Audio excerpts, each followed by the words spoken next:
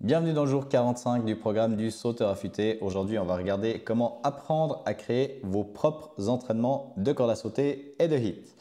Du coup, au programme du jour, on aura la structure des entraînements JN, donc comment je fais les entraînements.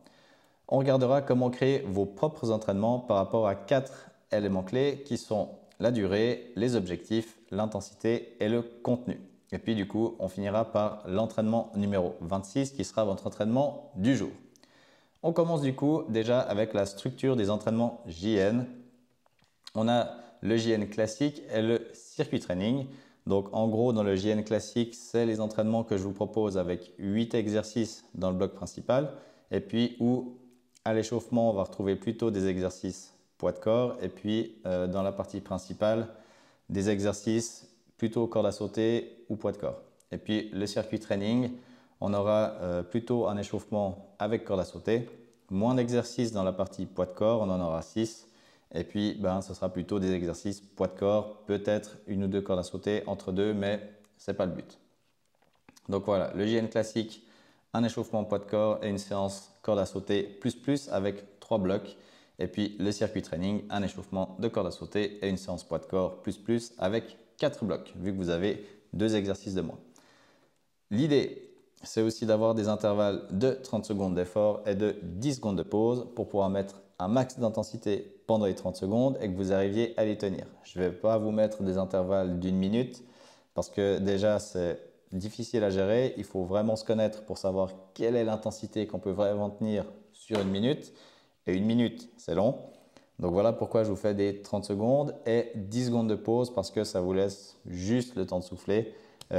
C'est aussi le but de ces entraînements de HIIT, d'avoir un petit peu de pause, mais pas trop, pour garder notre rythme, notre intensité pendant tout l'entraînement.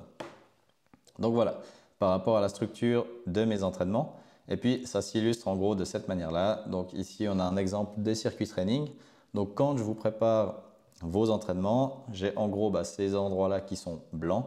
Et puis, je vais préparer mon entraînement par rapport aux éléments clés qu'on va regarder juste après, qui sont les suivants. Donc, tout premier, la durée.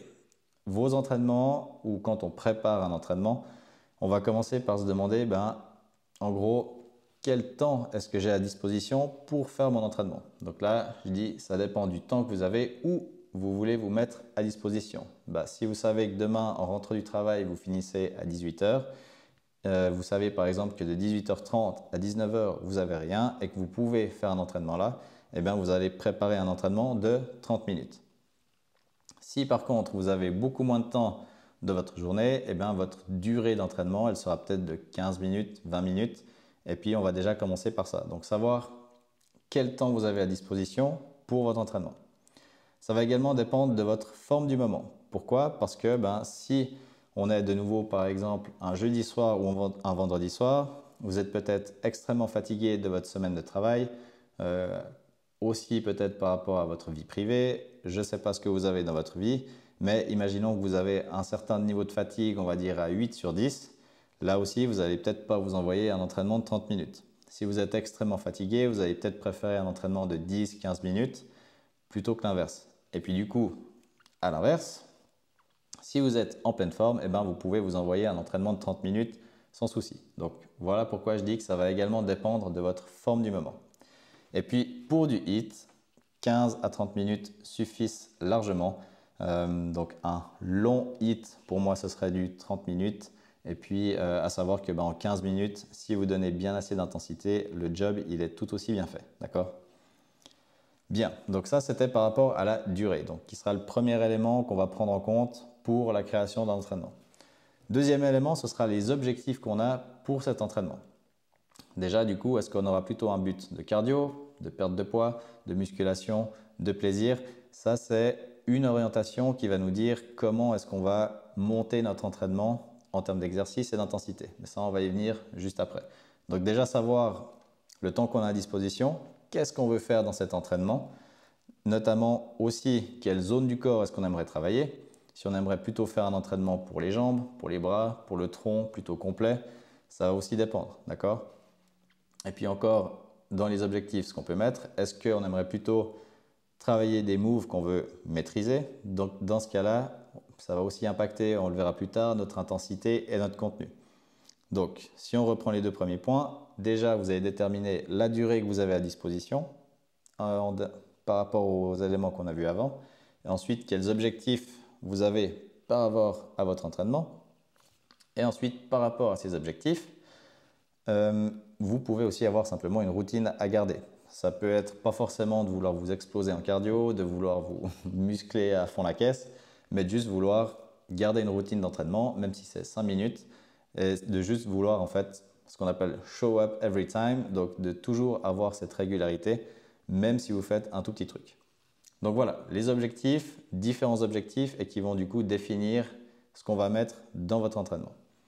Ensuite, on a la durée, on a les objectifs et maintenant on va parler de l'intensité. Donc l'intensité, elle va dépendre de votre forme du moment déjà, parce que comme on l'a évoqué au début, si vous êtes explosé à la fin de la semaine ou que vous avez énormément à gérer ces temps, vous n'allez peut-être pas mettre une intensité max, d'accord? Donc, de nouveau, est-ce que vous êtes fatigué ou en pleine forme? Là, ça va évidemment changer l'intensité que vous allez mettre dans vos entraînements. Ensuite, ça peut dépendre de vos objectifs. Donc, par rapport à ce qu'on a vu juste avant, est-ce que si vous partez pour du cardio, vous allez mettre un max d'intensité? Probablement. Ensuite, si vous avez plutôt une zone du corps à travailler, si vous voulez la faire plutôt en musculation, on aura peut-être moins d'intensité. Mais si on prend par exemple les squats pour travailler les jambes, là, le but, ce sera plus de bien descendre dans les squats et puis garder un tempo. Évidemment que les squats, le but, ce n'est pas d'en faire 800 en 30 secondes, mais plutôt de descendre le plus bas possible et de garder un rythme. Ou alors, si c'est simplement le plaisir, vous allez peut-être mettre beaucoup moins d'intensité dans votre entraînement.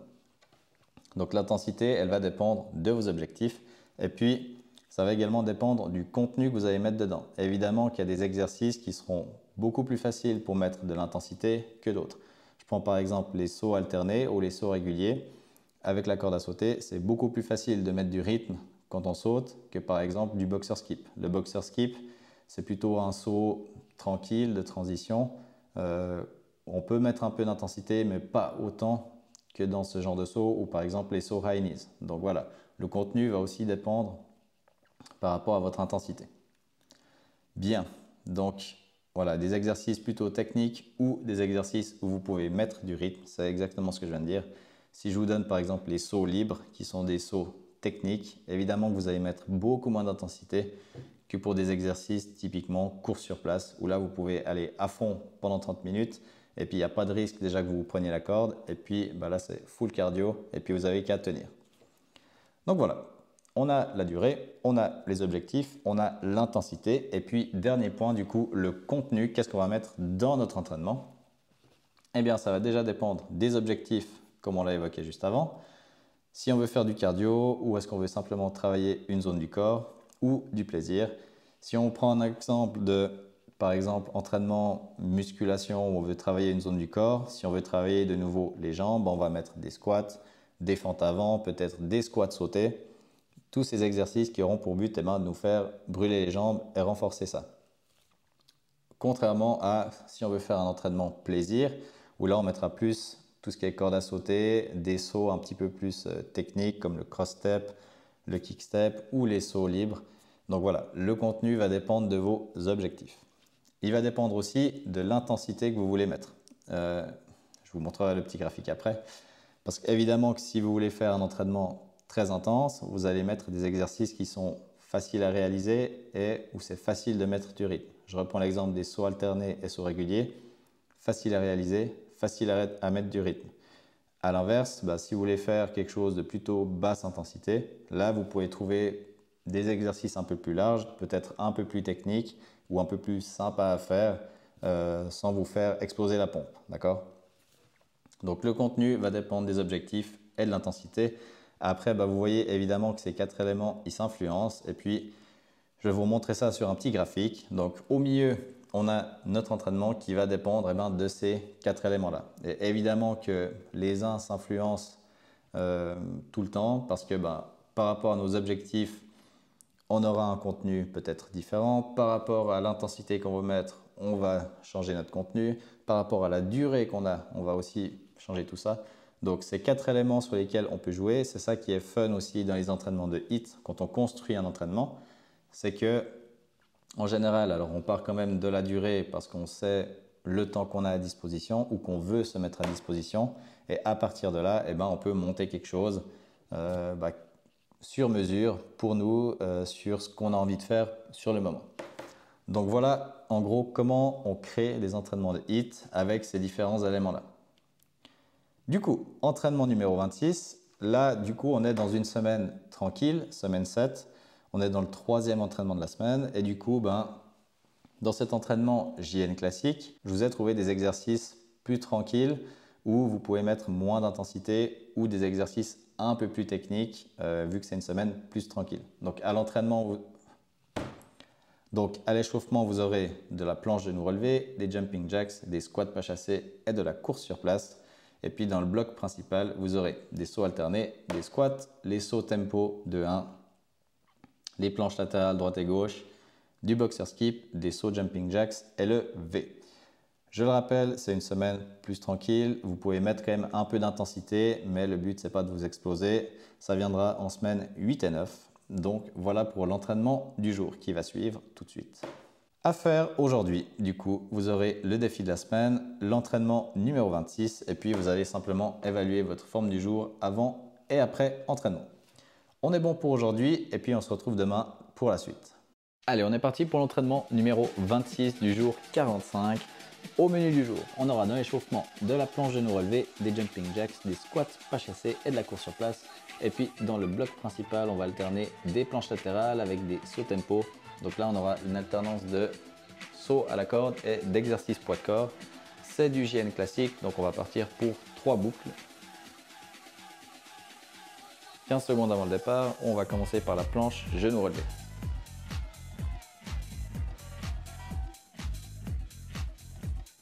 Allez, 5 secondes avant le début. C'est parti. Donc planche genou relevé, on se met en position 4 pattes et puis on vient simplement lever les genoux, pas trop haut. On essaye d'être à 90 degrés au niveau des épaules, des hanches et des genoux. Et on garde la tête alignée avec la colonne, donc il va regarder plutôt entre nos mains et pas devant. On est dans l'échauffement, donc on enchaîne 4 exercices, chaque fois sans pause. Le prochain, ce sera les jumping jacks. 2, 1. Allez, on se remonte gentiment et puis on part pour les jumping jacks. Donc ici, on vient ouvrir les jambes et monter les bras au-dessus de la tête. Et puis à l'inverse, on ramène tout contre le corps. Et on trouve son rythme tranquillement. Je rappelle que pour tous ces entraînements, évidemment que la vidéo est faite pour que vous fassiez les 4 blocs, ici en l'occurrence. Après, si vous êtes dans une période un petit peu plus compliquée, que ce soit au travail, dans votre vie privée et que vous avez vraiment besoin d'une grosse pause, vous pouvez soit seulement faire une boucle si vous avez quand même envie de faire un petit entraînement, ou alors carrément ne rien faire. On avait parlé du repos dans cet échauffement, c'est tout aussi possible. Donc là, on est dans les squats pas chassés. Vous avez évidemment suivi, même en m'écoutant parler. On finira par la course sur place.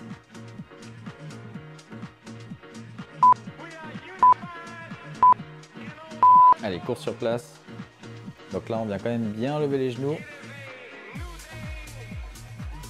Si c'est trop difficile puis que vous êtes explosé après 30 secondes de course sur place, vous pouvez lever les genoux un peu moins haut. Ça me va aussi. Tant que vous trouvez votre allure, que vous la gardiez et que vous gardez votre même hauteur de genou, je serai content. Allez, 5 secondes.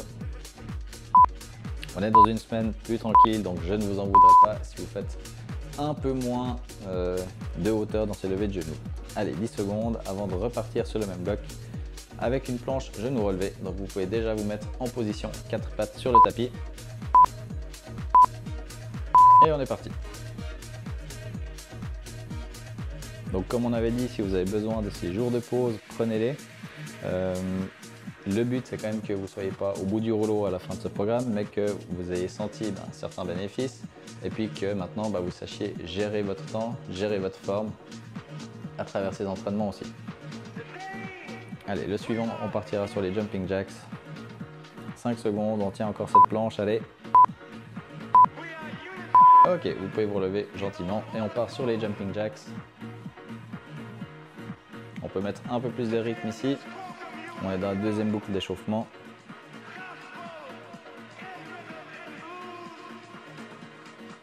Allez, 15 secondes, c'est excellent. Gardez bien le rythme, respirez bien. On enchaînera avec les squats pas chassés.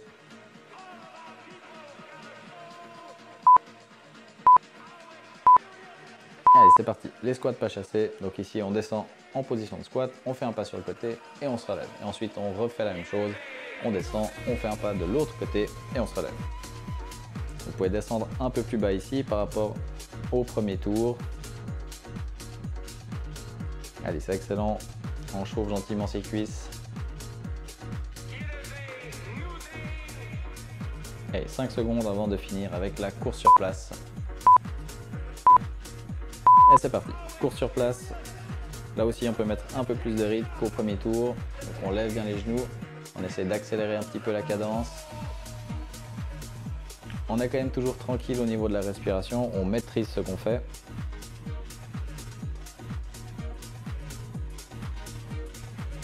Allez, 10 secondes et puis on arrivera à la pause de 1 minute.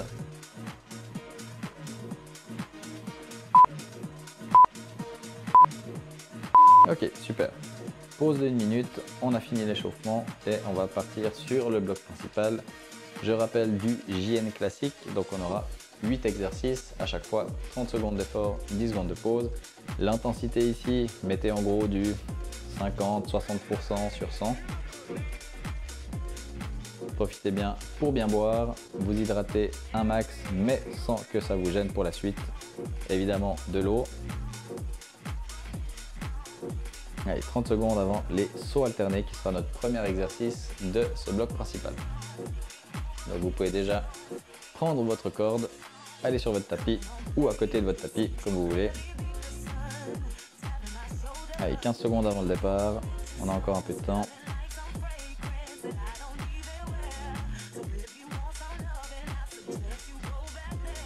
Allez, 5 secondes, on va y aller.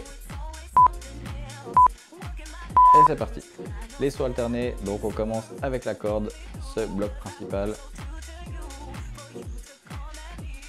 Là ici, regard au loin, les avant-bras et les poignets guident le mouvement, on se balance pas trop avec les épaules.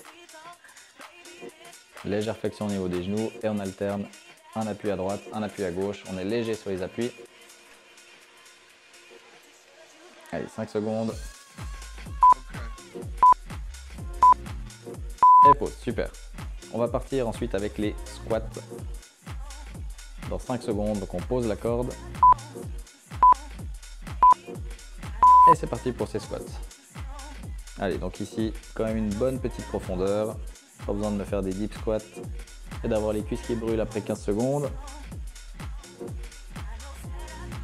Allez, on tient le rythme, c'est excellent. 15 secondes, on garde ce tempo. 10 secondes avant la pause, c'est très bien, continuez comme ça. 3, 2, 1, et pause, super. Le prochain saut, on reprend la corde et on partira pour les sauts tempo.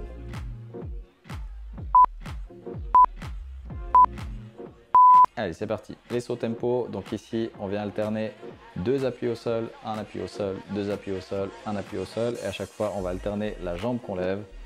Donc on lève une fois jambe droite, une fois jambe gauche, mais chaque fois, on repasse au milieu avec un appui 2 pieds au sol. Allez, 10 secondes.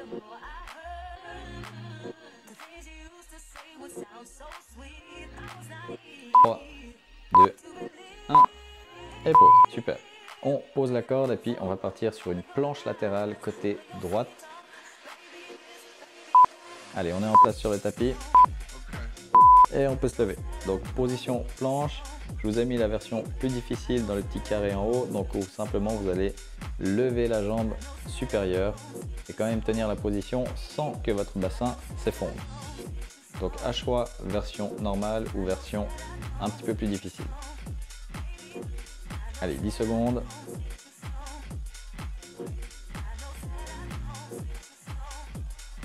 3, 2, 1.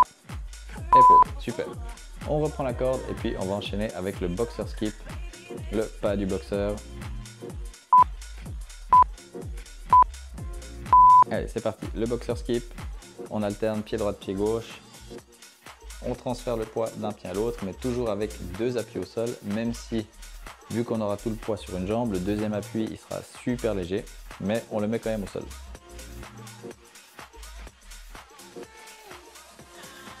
Allez, 10 secondes, c'est excellent, on garde le rythme.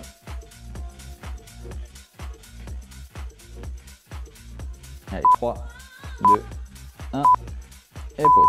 Excellent, on pose la corde et puis cette fois, on va refaire la planche latérale, mais côté gauche. Si vous avez fait l'inverse, évidemment, à l'exercice d'avant, et ben vous switchez pour celui-là. Donc, planche latérale, côté gauche.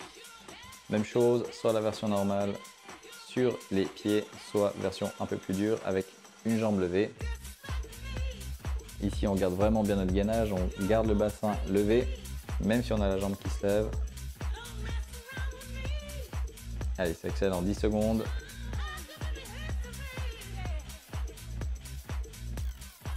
Trois, 2, 1, et pause. Super. On reprend la corde et puis on va partir sur des sauts jumping jacks. Donc chaque fois, on va venir écarter et ramener les jambes pendant qu'on saute.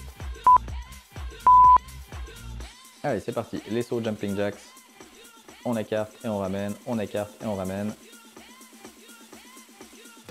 Allez, sans perdre notre position, sans perdre notre posture. Vous êtes bien, vous êtes posé, vous êtes calé, vous avez un bon rythme. On respire tranquillement. Allez, gardez le rythme, c'est excellent. 5 secondes. 2, 1, et pause. Super. Et puis, on va finir par le V. Donc, vous pouvez venir à plat ventre sur votre tapis, lâcher la corde. Et c'est parti pour le V. Donc ici, à plat ventre, on vient en extension du dos. On garde notre extension et puis avec les bras à la hauteur des oreilles, on va venir ouvrir les bras en V ou en Y comme vous voulez et les ramener à hauteur des oreilles et on enchaîne ces mouvements sans perdre notre extension au niveau du dos. Allez, 10 secondes, c'est excellent. 4, 3, 2, 1 et pause. Super. Vous êtes dans la minute de pause, on a fini le bloc numéro 1, donc vous pouvez continuer pour aller faire les 3 blocs.